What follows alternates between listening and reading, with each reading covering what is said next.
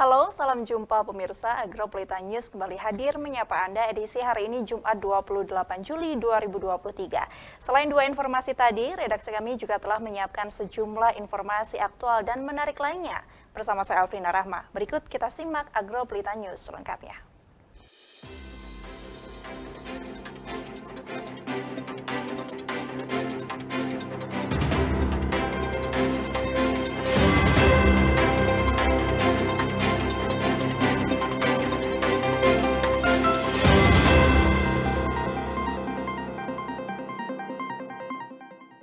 Pemirsa, mengawali Agroplita News hari ini, berikut kami rangkum berita seputar Malang Raya dalam News 60 Detik.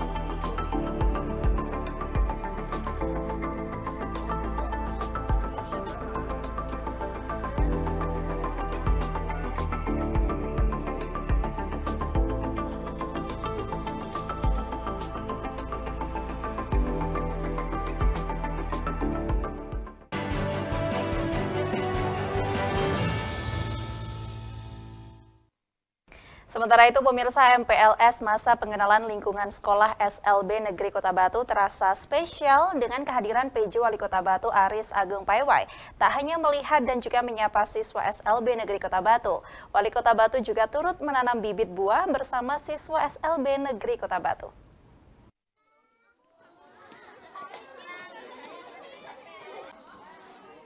Masa pengenalan lingkungan sekolah atau MPLS menjadi momen penting terutama bagi siswa baru untuk mengenal lingkungan, guru juga teman mereka di sekolah.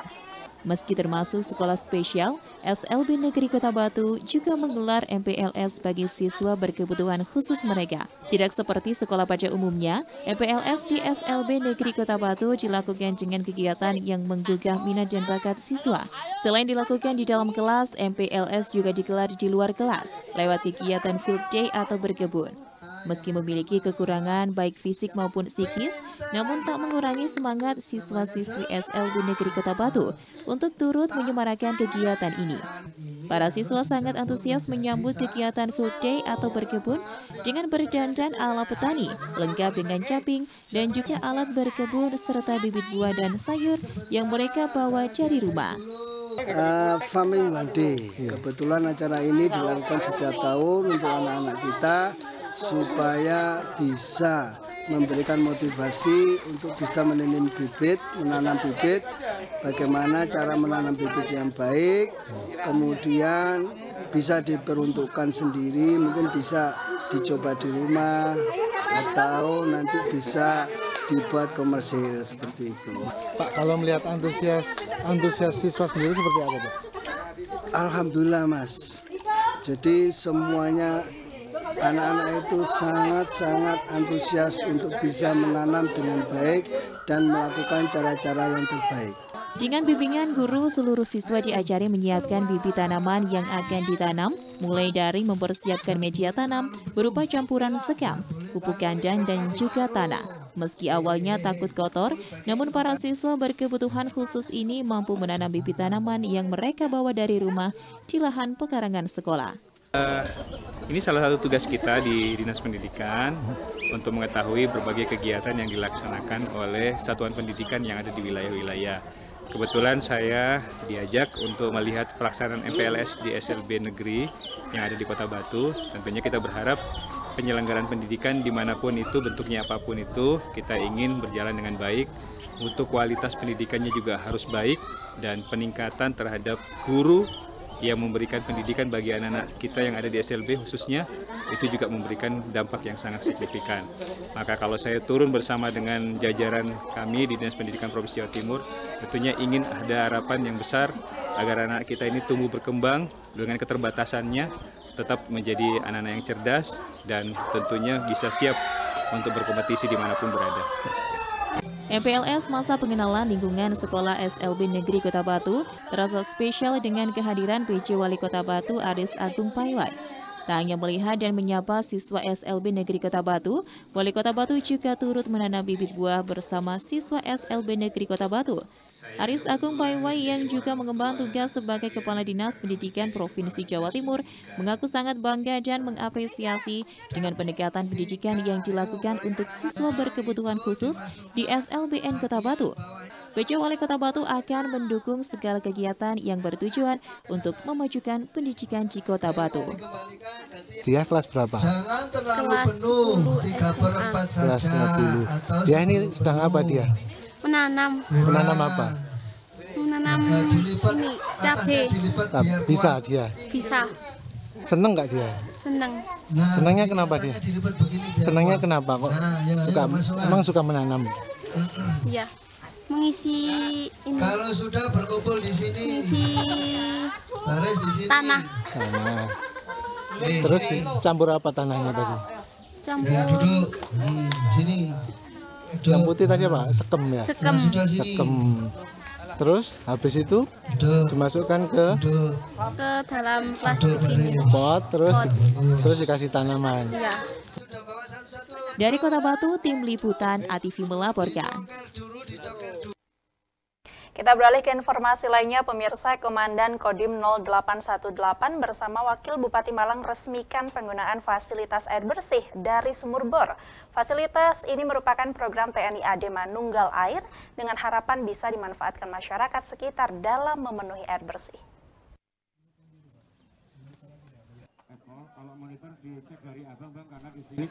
Komandan Kodim 0818 Malang Batu, Letkol Infanteri Taufik Hidayat bersama Wakil Bupati Malang Didi Gatot Subroto resmikan penggunaan fasilitas air bersih di Desa Pringgu Bululawang pada 25 Juli 2023. Kehadiran TNI khususnya Angkatan Darat harus bisa memberi solusi bagi kehidupan masyarakat di sekitarnya. Selain melaksanakan pembuatan sumur bor dan tandon air dalam program TNI AD Manunggal tersebut, juga memberikan bantuan nutrisi untuk percepatan penurunan stunting di wilayah Kabupaten Malang. TNI AD Manunggal Air merupakan program yang dicanangkan Kepala Staf Angkatan Darat yang sudah tersebar dan dilaksanakan di seluruh Indonesia. Dalam program ini sudah ada 5.000 sumur bor yang sudah dibuat dan dapat dirasakan serta dimanfaatkan masyarakat di seluruh Indonesia. Bapak Ibu yang saya hormati, kegiatan TNMD, TNI Manunggal Air merupakan suatu program yang sudah dicanangkan oleh Bapak Kepala Staf Angkatan Darat yang sudah tersebar dan dilaksanakan di seluruh Indonesia. Sampai dengan saat ini sudah hampir 5.000 sumur bor yang sudah dibuat dan dapat dirasakan manfaatnya oleh masyarakat di wilayah Negara Kesatuan Republik Indonesia ini. Yang paling dirasakan adalah di wilayah Indonesia Timur, khususnya di NTB dan NTT. Kalau di wilayah Jawa Timur adalah wilayah Madura yang sudah dibor di berbagai titik. Mungkin yang paling banyak di Jawa Timur dan di Madura. Menurut Wakil Bupati Malang Didik Gatot Subroto, dengan adanya sumur bor diharapkan bisa membantu kebutuhan air di Desa Pringgu dan sekitarnya. Dengan debit air yang dipompa diharapkan bisa memenuhi kebutuhan air 250 hingga 400 kepala keluarga. Harapan kita bisa membantu kebutuhan air di Desa Pringgu dan sekitarnya. Alhamdulillah ada 400, artinya dengan kedalaman 72 meter tidak kurang antara 5 sampai 8 liter ya mungkin per meter kubik dalam satu detiknya. Ini dimungkinkan kalau normal sebenarnya di angka 250 kepala keluarga, tapi mungkin ini bisa dipaksakan menjadi 400, tentunya bergilir dengan harapan kebutuhan air bersih di lingkungan Desa Pringgu, satu diantaranya ini bisa terfasilitasi dengan berbiaya murah karena dari Kodam ini dikerjasamakan dengan PDAM. Dengan adanya sumur bor diharapkan dapat dirasakan manfaatnya bagi masyarakat Desa Pringgu Bululawang, Kabupaten Malang. Selain itu diharapkan agar masyarakat bisa menjaga dan merawat fasilitas sehingga bisa bermanfaat secara terus-menerus untuk kepentingan seluruh masyarakat sekitar. Dari Kabupaten Malang, Max Munir, ATV melaporkan. Pemirsa, usai jeda berikut kami akan segera kembali. Untuk itu tetaplah bersama kami di Agropolitan News.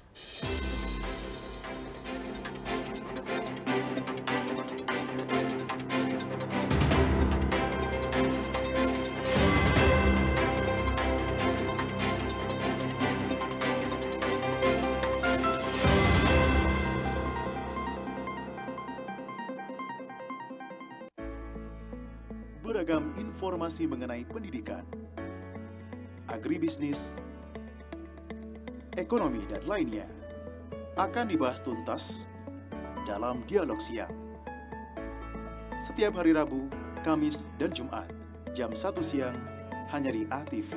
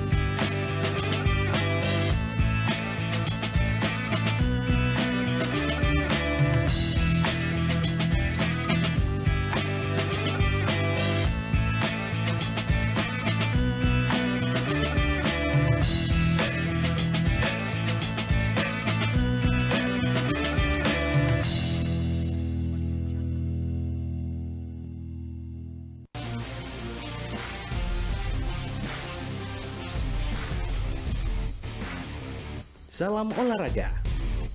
Berita olahraga terupdate semua terangkum di sini. News Sport setiap hari Minggu hanya di ATV. Definisi netralitas. Bebas konflik kepentingan, tidak memihak, bebas intervensi, objektif, bebas pengaruh, adil. Jaga netralitas ASN dalam pemilu 2024. Iklan layanan ini dipersembahkan oleh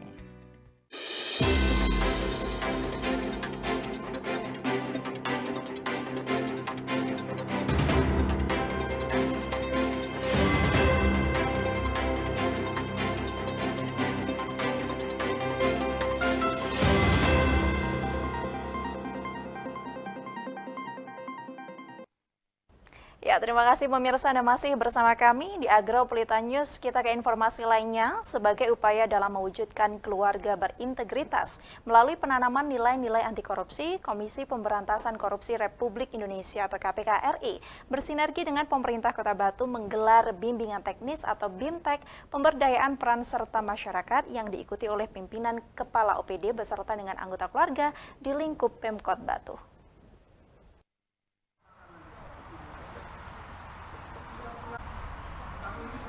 Komisi Pemberantas Korupsi KPK Republik Indonesia bersinergi dengan pemerintah Kota Batu menggelar bimbingan teknis BIMTEK pemberdayaan peran serta masyarakat dalam mewujudkan keluarga berintegritas melalui penanaman nilai-nilai anti korupsi. BIMTEK yang dibuka langsung oleh PJ Wali Kota Batu Aris Agung Paiwai di Geraha Pancasila Balai Kota Among Tani ini diikuti oleh sebanyak 45 pimpinan kepala OPC beserta anggota keluarga di lingkup pemerintah Kota Batu. Dalam sambutannya, PJ Wali Kota Batu Aris Agung Paiwai menekankan terkait pentingnya membangun keluarga yang berintegritas, khususnya dalam pemberantasan korupsi. Hal itu tentunya diawali dari peran penting orang tua sebagai teladan yang baik di lingkungan keluarga. Salah satunya dengan memberikan pemahaman tentang bagaimana membangun keluarga anti korupsi serta mengembangkan sikap berintegritas di lingkungan sekitar. Saya yakin nantinya ke depan akan memberikan pengetahuan tambahan yang tentunya memberikan makna tersendiri bagi kita semua bahwa integritas bukan sesuatu yang menakutkan, tapi memang menjadi harus kebiasaan dan habit buat diri kita sehari-hari kita, sehingga nanti tidak perlu lagi kita menghindarinya. Tapi tentunya ini sudah dicegah dari dini, dari keluarga kita yang paling dalam, dan setelah itu nanti di lingkungan kita, baik di lingkungan tetangga maupun di lingkungan wilayah kita masing-masing.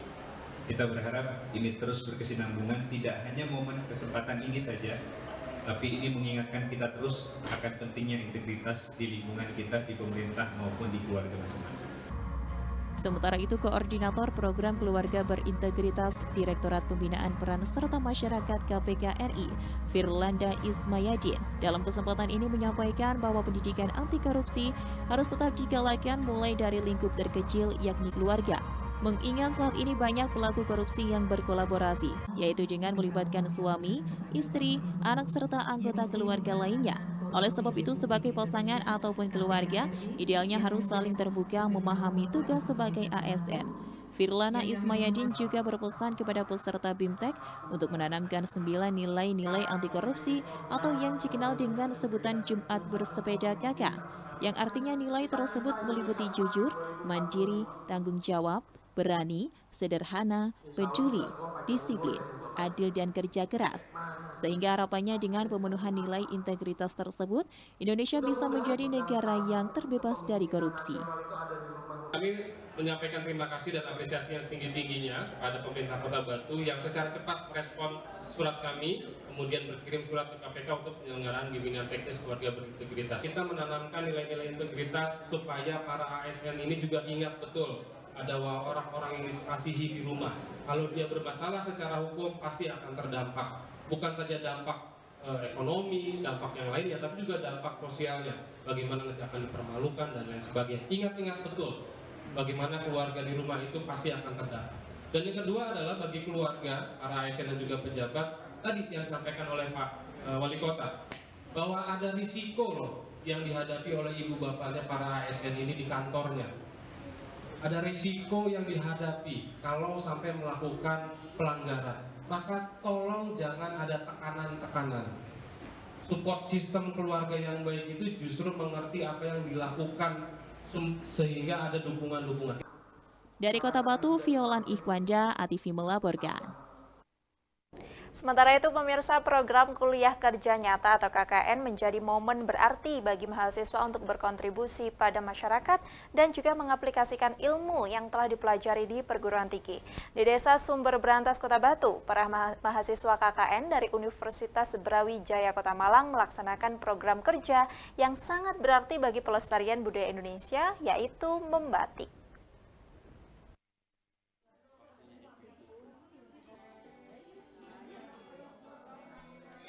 Dalam upaya mengenalkan seni budaya tradisional kepada generasi muda dan masyarakat sekitar, mahasiswa kuliah kerja nyata KKN dari Universitas Brawijaya Kota Malang di Desa Sumber Brantas Kota Batu berhasil melaksanakan program kerja yang menarik perhatian banyak orang.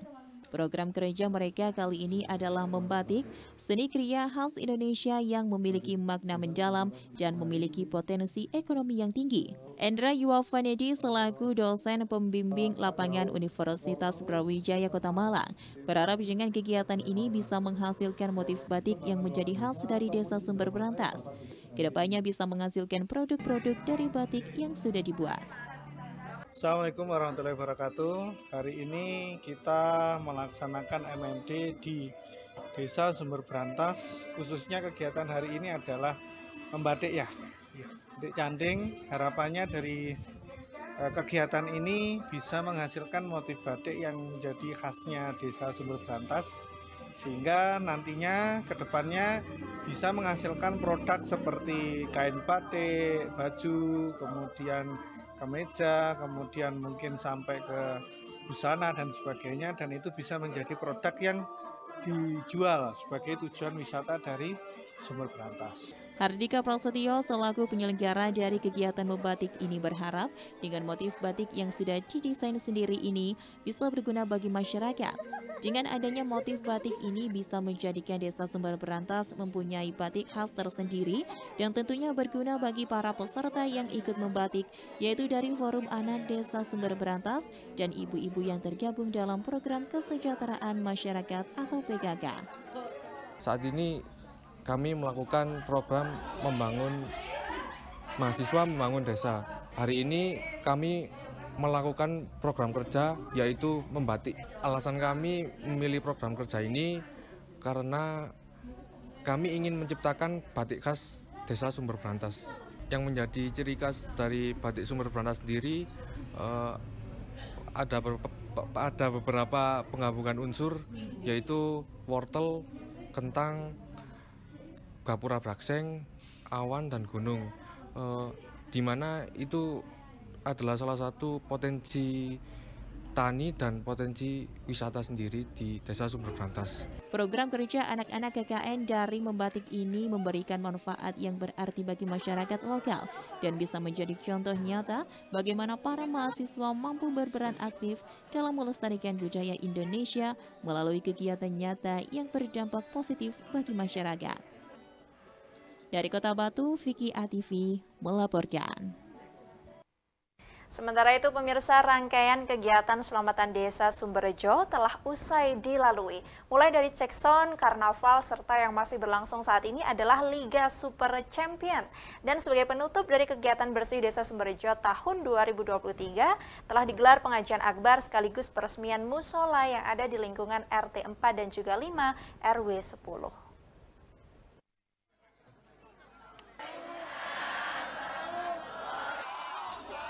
Rangkaian kegiatan selamatan Desa Sumberjo, Kota Batu telah usai dilalui, mulai dari cekson, karnaval, serta yang masih berlangsung saat ini adalah Liga Super Champion.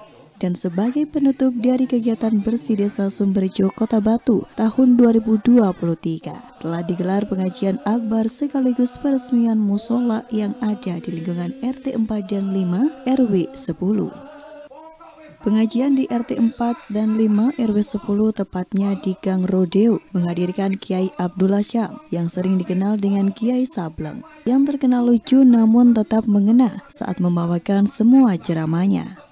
Ribuan jamaah hadir memenuhi sepanjang pelataran Gang Rodeo, baik orang tua, remaja, kelompok pengajian maupun ibu-ibu PKK untuk mendapatkan tausiah keagamaan dari Kiai Sableng. Hadir pula Kepala Desa Sumberjo beserta jajaran, Wakil Ketua DPRD, serta para takbir sewilayah Desa Sumberjo dalam pengajian tersebut.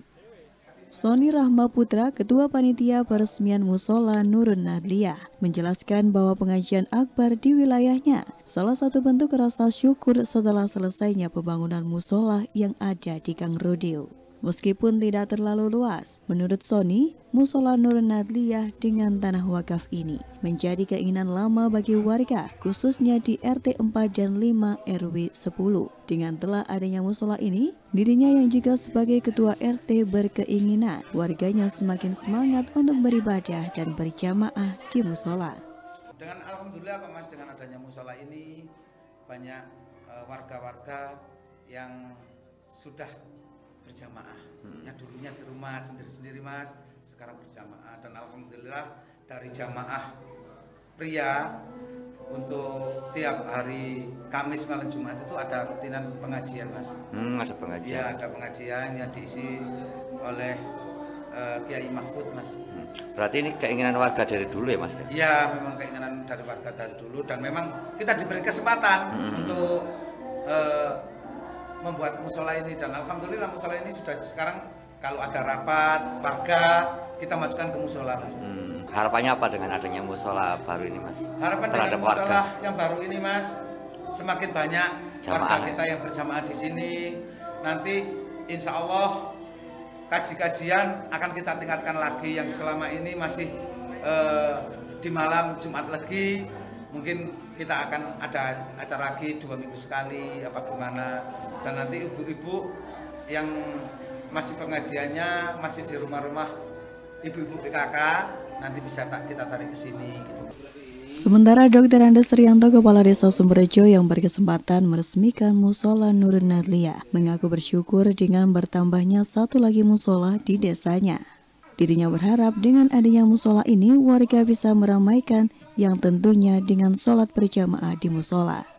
Dari Kota Batu, Akbar ATV melaporkan. Pemirsa, jangan beranjak dulu dari tempat duduk Anda, karena usai jeda berikut kami akan segera kembali, tetap di Agropolitan News.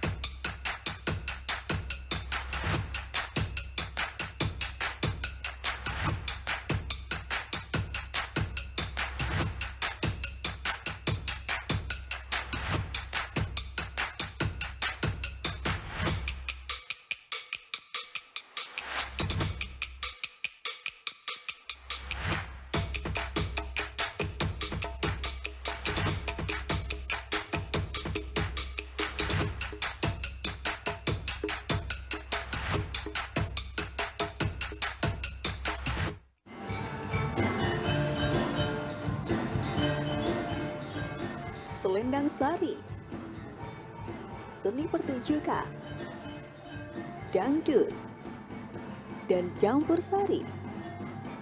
Setiap hari Selasa, jam 7:30 malam, live hanya di ATV. Selendang Sari,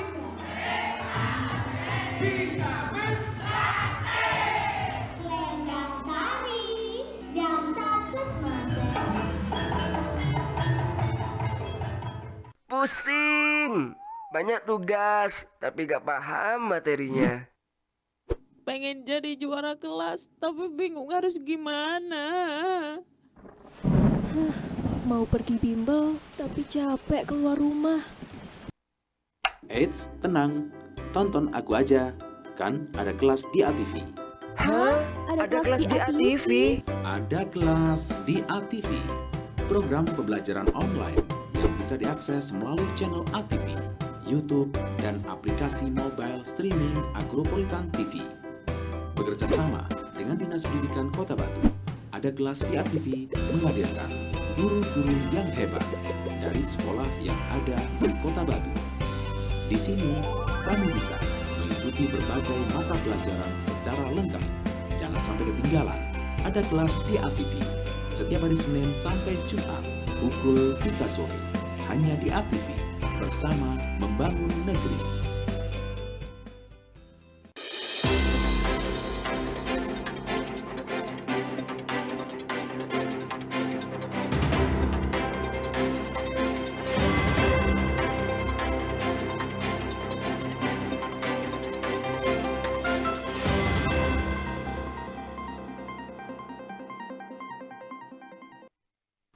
Terima kasih pemirsa dan masih bersama kami di Agropolitan News terkait dengan pengoperasionalan dan juga pemanfaatan fungsi cold storage di Pasar Induk Ambang Tani. Nantinya Dinas Pertanian dan juga Ketahanan Pangan Kota Batu akan berkomunikasi dengan pihak terkait.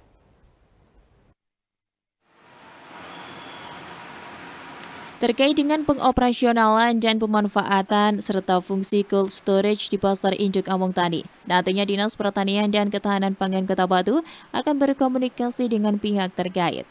Hal ini disampaikan oleh Kepala Dinas Pertanian dan Ketahanan Pangan Kota Batu, Heru Yulianto, bahwa nantinya pihaknya akan berkomunikasi dengan Diskumjak untuk membicarakan terkait dengan teknisnya.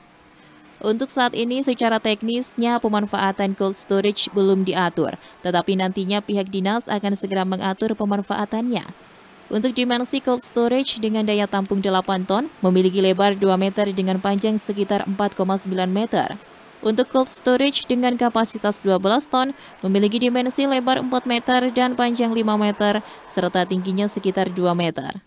Saat ini proses penyerahan bantuan cold storage dari pusat masih dalam proses, tetapi dalam rencananya proses penyerahan cold storage akan dilakukan saat diresmikannya Pasar Induk Ambang Tani Kota Batu oleh Presiden secara simbolis. Ada dipilah-pilahkan, nah mungkin ini untuk bawang merah, lombok, apa itu ada di situ. Teknisnya belum. Nah teknisnya nanti kita bicarakan lagi dengan Springar. Yang penting intinya, kenapa? Dimensinya kira-kira lebarnya panjang. Saya lupa, kalau yang dari yang 8 ton itu panjang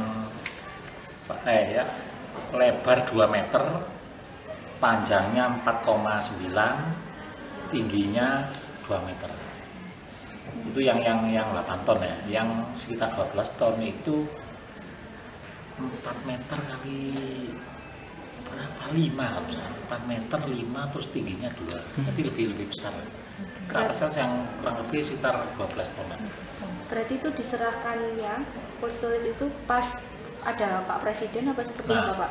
Insya Allah karena ini kan masih proses di pusat ya. Nanti secara waktu beliaunya Pak Presiden peresmian Pasar Batu itu diserahkan secara simbolis. Yang jelas kita pasti insya Allah pasti dapat itu. Sudah dijanjikan dan itu prosesnya administrasi sudah kita. Tetapi yang jelas, Heru Yulianto menyampaikan bahwa Dinas Pertanian Kota Batu akan mendapatkan bantuan 2 cold storage tersebut. Akan tetapi masih dalam proses di pusat yang saat ini telah masuk dalam proses penganggaran oleh pusat.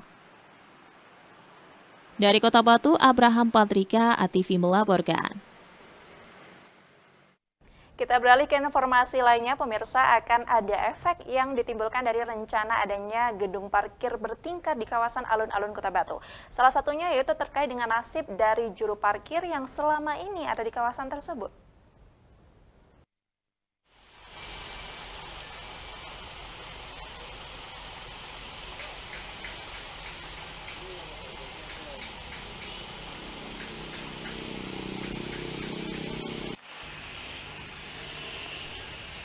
Akan ada efek yang ditimbulkan dari rencana adanya gedung parkir bertingkat di kawasan alun-alun Kota Batu.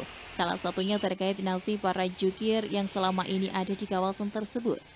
Wakil Ketua Komisi C DPRD Kota Batu, Didik Mahmud, menjelaskan bahwa pihaknya akan tetap memberikan perhatian kepada masyarakat, khususnya jukir yang ada di kawasan alun-alun nantinya. Selain itu, rencana penataan parkir di kawasan alun-alun dengan menggunakan gate juga dirasa akan memberikan dampak positif bagi peningkatan PAJ Kota Batu. Namun demikian, kebutuhan juru parkir yang sebelumnya juga dirasa tetap harus difungsikan dan dipekerjakan. Jukir yang sebelumnya dapat dipekerjakan kembali di kawasan gedung parkir bertingkat, mulai dari penjaga gate ataupun sebagai jukir yang tugasnya menata kendaraan yang parkir di gedung parkir bertingkat. Dengan jumlah kendaraan yang keluar masuk di kawasan alun-alun Kota Batu, dipastikan akan membutuhkan jumlah jukir yang menata kendaraan di kawasan tersebut. Oleh karena itu, Didik Mahmud menyampaikan bahwa tetap akan ada mempekerjakan jukir yang sebelumnya ada di kawasan tersebut. Ketika pakai gate itu tidak ada masalah, baik. Tapi artinya pekerja yang sekarang katakanlah di alun-alun, ada berapa orangnya? Misalnya ada 10. Tidak apa-apa, itu dipekerjakan lagi di yang parkir bertingkat tadi, menjaga gate-nya, kemudian menata sepeda motornya, kan di dalam nggak bisa diculno, ditoto. ngarahno. Ya mungkin sepedamu. Kalau bisa 1000 lebih sepedamu kan butuh tenaga banyak, butuh mobilnya atau mungkin keluar masuknya diaturnya. Itu dah dipekerjakan lagi, enggak kita PHK. Dari Kota Batu, Abraham Patrika, ATV melaporkan.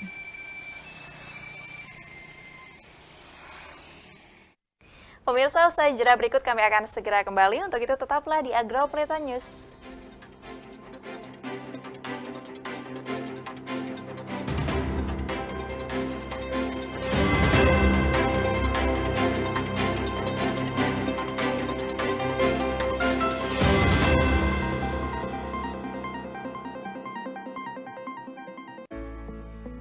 Beragam informasi mengenai pendidikan, agribisnis, ekonomi, dan lainnya akan dibahas tuntas dalam Dialog Siang. Setiap hari Rabu, Kamis, dan Jumat, jam 1 siang, hanya di ATV.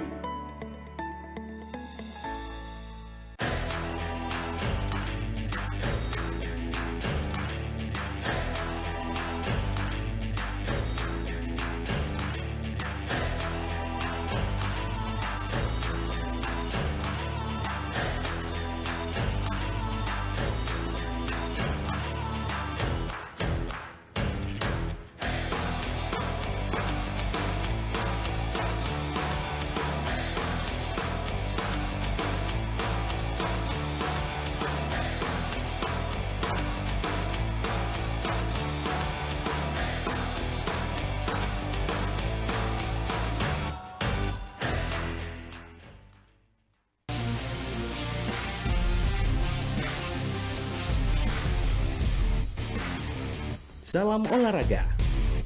Berita olahraga terupdate semua terangkum di sini. News Sport setiap hari Minggu hanya di ATV. Definisi netralitas. Bebas konflik kepentingan, tidak memihak, bebas intervensi, objektif, bebas pengaruh, adil. Jaga netralitas ASN dalam pemilu 2024. Iklan layanan ini dipersembahkan oleh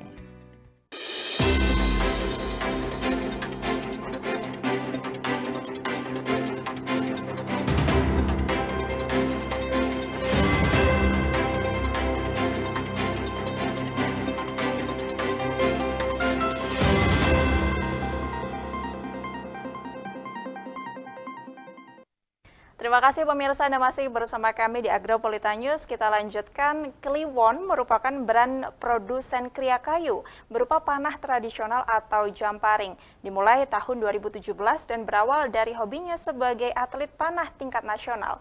Kuswandono mengerjakan di rumahnya yang berada di Jalan Pelabuhan Bakawuni nomor 66A, Kelurahan Bangkalan Kerajaan, Kecamatan Sukun, Kota Malang. Lalu seperti apa saja proses produksinya dan juga bahan jenis kayu apa saja yang bisa digunakan? Berikut liputan selengkapnya untuk Anda. Kota Malang terkenal dengan kerajinan tangan yang memiliki keunikan dan keindahan tersendiri. Salah satu kerajinan tangan yang cukup populer saat ini adalah pembuatan panel atau busur, banyak dikenal panah tradisional tampering. Panah busur adalah alat yang digunakan dalam olahraga memanah dan memiliki peran yang sangat penting dalam mencapai target yang diinginkan, khususnya bagi para pecinta olahraga memanah, atlet panah di Kota Malang. Pengrajin panah busur di Kota Malang memiliki keahlian dan kepiawaian dalam pembuatan panah busur yang berkualitas tinggi. Mereka menggunakan bahan-bahan terbaik dan proses pembuatan yang terperinci untuk menciptakan panah busur dengan ketahanan yang optimal. Salah satu pengrajin di Kota Malang yang masih eksis hingga saat ini adalah Kuswandono yang memiliki alamat di Jalan Pelabuhan Bakawuni nomor 66A, Kelurahan Bangkalan Kerajaan, Kecamatan Sukun, Kota Malang. Hampir di kesehariannya ia mengerjakan busur panah dari proses mental hingga sampai digunakan sebagai olahraga memanah. Dalam proses pembuatan panah busur dimulai dari pemilihan bahan baku yang berkualitas dengan menggunakan material kayu jenis tertentu. Pengrajin panah busur sering menggunakan kayu yang memiliki karakteristik yang baik, seperti jenis kayu yang tidak memiliki getah dengan kadar air rendah, Kayu yang digunakan harus memiliki kekuatan fleksibilitas serta daya tahan yang dibutuhkan untuk menahan tekanan saat digunakan. Kuswandono cenderung memilih jenis kayu nangka, bambu, serta kayu jeruk, dan masih banyak lagi lainnya. Setelah bahan baku terpilih, pengrajin mulai memotong kayu sesuai dengan ukuran dan bentuk yang diinginkan. Dan selanjutnya pada proses penjemuran. Kemudian membentuk busur dengan menggunakan teknik dan alat khusus dengan mal atau cetakan. Proses pembentukan busur ini membutuhkan ketepatan dan ketelitian agar panah busur bisa bekerja dengan maksimal. Ia juga melapisi kayu dengan material tambahan fiberglass. Pengrajin melanjutkan dengan menambahkan pengikat pada busur untuk menambah kekuatan dan stabilitas. Pengrajin biasanya menggunakan tali busur yang terbuat dari material elastis yang kokoh berupa string yang ia datangkan dari luar negeri secure impor melalui online. Melalui proses pembentukan, ia menggunakan mesin Maples yang dirangkai sendiri. Setelah busur selesai dibentuk, pengrajin panah busur melanjutkan dengan membuat anak panah. Anak panah ini terbuat dari material yang ringan dan tajam di ujungnya dengan bambu dipadu logam yang diruncingkan. Dengan menggunakan teknik tertentu untuk menciptakan anak panah yang seimbang dan mampu melesat dengan cepat ke target sasaran. Panah bikinan Kuswandono yang diberi nama Killen mampu melesat ratusan meter dengan sangat berkualitas untuk kebutuhan olahraga memanah. Semua komponen selesai dibuat, pengrajin melakukan finishing pada panah busur. Mereka membersihkan panah busur dari serpihan kayu dan melakukan pengecekan terakhir pada kekuatan dan kestabilan panah. Sampai pada tahap ini, panah busur sudah siap digunakan dan siap untuk dijual kepada pelanggan yang mayoritas komunitas olahraga memanah, baik di dalam kota bahkan luar negeri seperti Turki dan Malaysia. Untuk saat ini, Kuswandono mendistribusikan hasil karyanya hanya melalui komunitas yang diikutinya. Ia membandrol setiap produksinya seharga 3 juta rupiah. Dalam membuat setiap busur, ia membutuhkan waktu selama 2 hingga 3 hari di setiap unitnya. Pengrajin panah busur di Kota Malang tidak hanya menghasilkan produk yang berkualitas tinggi, tetapi juga mampu menghasilkan produk yang memiliki kualitas cukup tinggi, tetapi juga mampu menghasilkan produk yang memiliki keunikan dan keindahan sendiri. Beberapa pengrajin bahkan mampu mengkombinasikan teknik tradisional dengan desain modern yang menarik. Buat panah ya, buat panah, untuk istilahnya panah tradisional ini dimulai tahun 2017 itu karena lihat orang-orang mana kepingin ikut terus dicoba, akhirnya ada yang mulai pesan ya, terjadi sampai hari ini. Material dasar kita, karena panah itu, panah terbaik adalah material dari daerah itu sendiri. Misalnya daerah Indonesia yang tropis juga harus menggunakan, kalau bisa ya, material-material tropis karena alam sudah menyediakan untuk kebutuhannya sebenarnya. Cara proses pembuatan ya, kayu dikeringkan sampai kekeringan mencapai 6%, 6-8%. Untuk kadar airnya dibuang, baru bisa diproses pembentukan seperti ini. Jadi kayu di sini ada fiberglass untuk untuk melindungi supaya kayu gak gampang patah. Lah fungsi untuk kayu ini sendiri sebenarnya untuk sebagai pegas.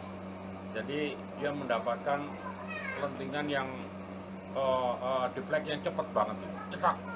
Ya, begitulah. Indonesia itu berpotensi dalam hal olahraga panahan ini ya. Terbukti dari beberapa event-event internasional, banyak teman-teman ke luar negeri tapi masih belum disentuh oleh pemerintah daerah, bahwa terutama dalam hal support pendanaan, support sponsor atau istilahnya semangat juga lah untuk anunya itu masih belum dapat. Dari kita rata-rata berangkat ke luar negeri itu biaya mandiri itu yang menjadi kendala kami. Kerajinan panah busur di Kota Malang bukan hanya menjadi sarana olahraga dan hobi, tetapi menjadi produk wisata yang menarik. Banyak wisatawan yang tertarik untuk melihat proses pembuatan panah busur yang rumit dan indah ini. Hal ini telah memberikan kontribusi positif dalam mengembangkan industri kerajinan tangan di Kota Malang. Jadi jika Anda berkunjung ke Kota Malang, jangan lewatkan untuk melihat dan mendapatkan panah busur karya para pengrajin lokal. Jangan membeli dan mendukung kerajinan tangan lokal, kita turut serta dalam melestarikan seni dan budaya, serta meningkatkan ekonomi kreatif di Kota Malang, sesuai harapan pengrajin akan kepedulian pemerintah setempat. Dari Kota Malang, Saiful Akbar, ATV melaporkan. Kita beralih ke berita mengenai olahraga pemirsa. Siap menghadapi Porprov 2023, atlet Jiu-Jitsu Kota Malang tampil percaya diri dengan materi atlet yang dimilikinya. Saat ini atlet tengah sibuk menambah jam latihan dan juga fisik supaya prima saat bertanding di Porprov nanti.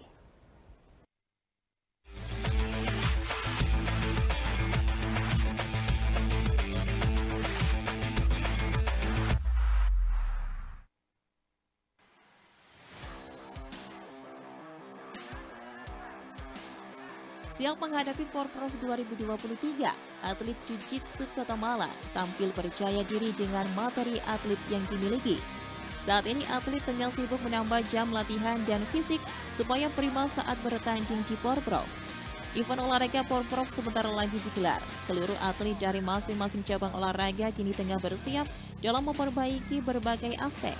Evaluasi selalu diterapkan untuk perbaikan atlet saat bertanding, seperti jam latihan dan disiplin pola makan.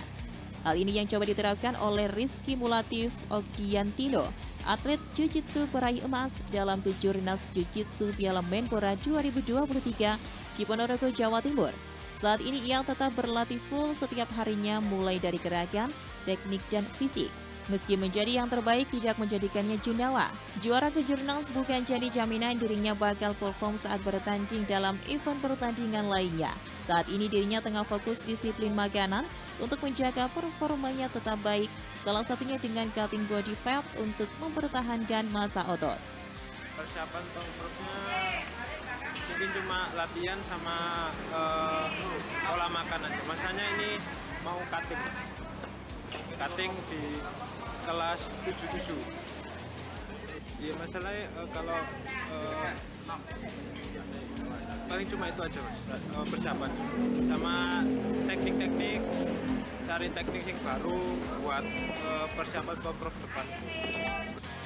Rizky berharap dapat menjulang emas di Porprov 2023, memperbaiki perolehannya di Porprov 2022 dengan 1 perak. Dari Kota Malang, Jawa Timur, Dion Arista, News Sport ATV melaporkan.